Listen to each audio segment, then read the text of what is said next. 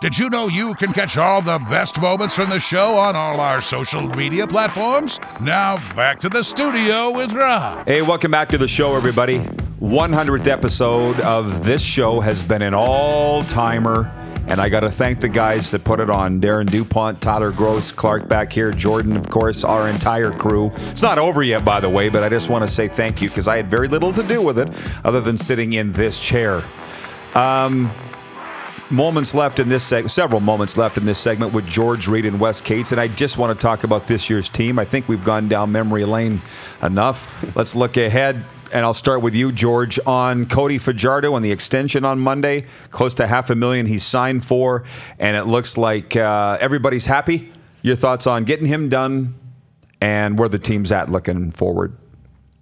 Well, I think it's very smart. They got it out of the way where it's not something that's hanging on to him going into playoffs and so forth. He knows he's going to be here for at least 2 more years. His wife, she can be settled down now. Sometimes women are awful tough on you when you really don't know whether or not you're going to have a job next year. So, I was happy. I was happy, very happy to get that one out of the way. So we got that. We got a running back to sign for another year. So hopefully, the more that you can pull these guys together, and it's not having everybody running all over when end of November, December comes. Who am I going to play for next year and everything? That's how you build the chemistry and keep things going. You keep your main plugs together and everything else. Then I think that it will pay off down the road. And somebody that's thinking about leaving, you're going to convince them they should stay for another year. So it's a start of building, and that's what I was happy to see. Mm-hmm. You, Wes? Yeah, I like Cody. I think he's got a little work to do, but he's a gamer. He's clutch. He finishes games strong. I think they've been struggling offensively to get off to good starts, but Jason Shivers has that defense looking real good, and they've been keeping them in games and winning games for them just like they did last year. So I think with a guy like Cody that everybody believes in, likes, loves, and can get behind, he's got the tools to get it done. I think as long as they keep working to build around him and he keeps working to get better, that they should get a championship, if not this year, in the years to come. Well, funny how Paulie was in here last hour saying how the O-line's where it all starts, and it does, but you look at that backfield with William Powell, I got to ask you guys this. He might be the next guy in the group of guys we've had on here today. He's that good if he sticks around. Yeah. He's so powerful. George, what do you see out of this 29 Powell for the Riders? Well, I see a very good football player in that.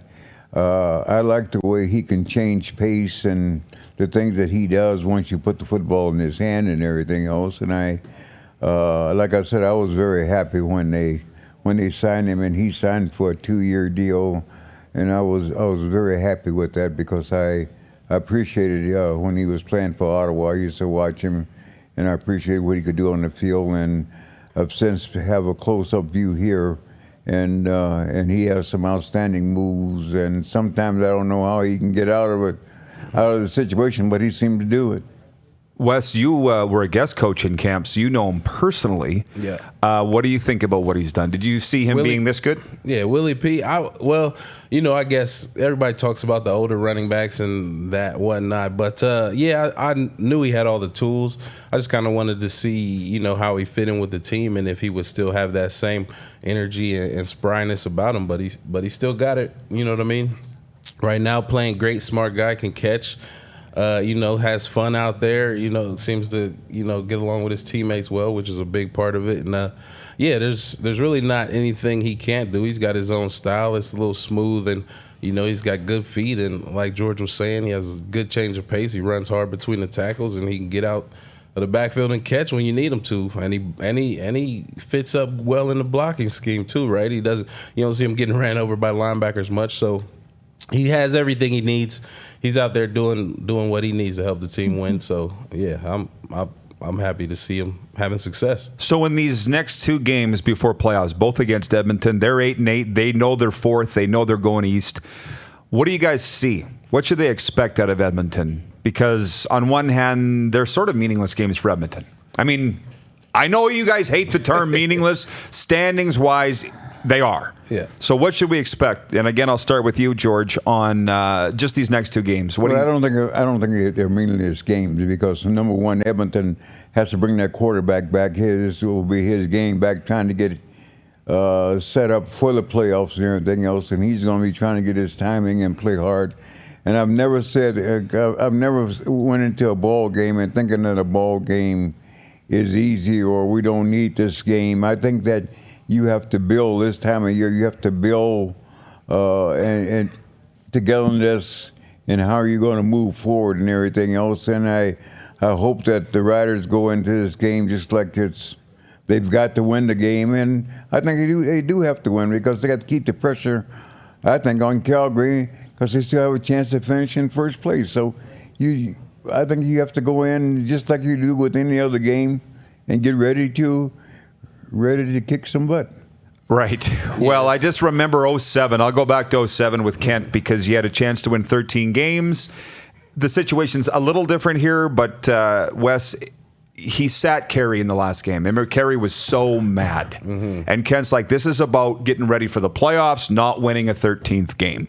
I'm not saying this is the situation here, but how do you see it playing out in the next 2? These are important games, I think. I guess you look at it from kind of like what guys you want to keep healthy or what guys are kind of on the verge of maybe not being healthy if you push them through the last couple of games. But these are definitely games that the Riders need. I think it's more about the confidence level that the team is going to take into the playoffs because if Edmonton takes 2 or takes 1 from Saskatchewan, then Edmonton maybe thinks, okay, we'll bounce over to the east and we can beat whoever we play because we've beaten the best in Saskatchewan. But if Saskatchewan goes ahead and steps on Edmonton's neck over these next 2 weeks, then they're going to take some confidence away from Edmonton, worry Winnipeg, and definitely have Calgary nervous, right? So I think this is more about a mind game in this stage rather than how the standings are going to fall out. I agree.